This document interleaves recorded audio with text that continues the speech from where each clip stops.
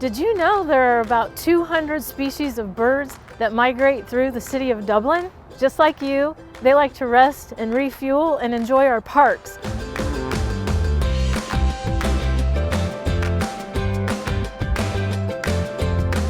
Some of the birds that you're likely to see coming through your yard as they're flying about the city or resting are some of our backyard birds that stay here year-round, like our cardinals, our blue jays, chickadees, juncos, those types of birds.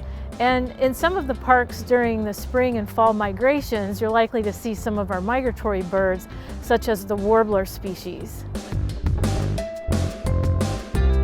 Most of the time, songbirds don't need our help as far as feeding them. In the winter time, when we have extreme weather, however, it is possible to put out feed for them that will actually help. And that would be seed like black oil sunflower seed, peanut hearts, and safflower seed.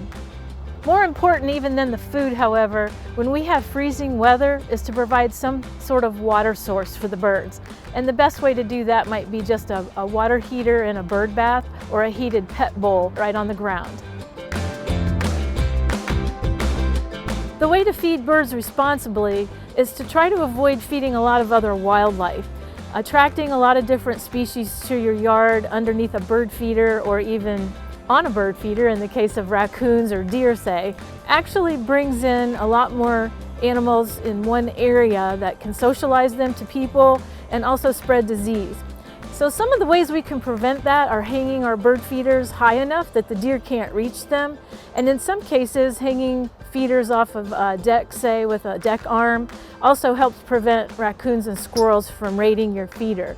Another good feeder is the feeder type, such as this feeder that has a bar that you can adjust the weight so that if squirrels jump on there or a heavier bird that you don't want feeding or even a deer trying to get the seed out, the bar depresses and closes off the seed source. One of the best strategies to avoid other wildlife is to only feed the birds the amount of seed they'll clean up in a few hours so that there isn't seed hanging around overnight or gathering on the ground, which attracts a lot of our nighttime animals. Residents have had quite a few questions about the new outdoor feed ordinance, and that is to prevent feeding of all wildlife citywide, both on private and city property. The ordinance is not intended to include responsible bird feeding. So you can still go ahead and feed your birds.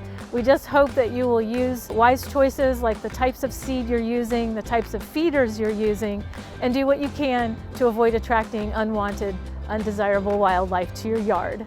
Because those are animals that do cause damage both to property and they can cause some stress or distress for people as well. Another question I receive is, can I feed the ducks? And unfortunately, that's really a bad idea for the city of Dublin, which used to be overrun with geese. And the Canada geese will come shortly after the ducks if there's food available. So one of the ways we've controlled geese in the city for the last 20 or so years has been through the no-feed waterfowl ordinance, which was recently amended then to include all of our wildlife. Whose scat is that? You probably are familiar with lots of types of bird droppings, but certainly the most common ones we're going to see might be a little whitewash on the car window, or if we're near one of the ponds or an area where geese are hanging out, of course we're going to see those larger little pellets that get kind of frozen in this type of weather and might roll right underneath your foot.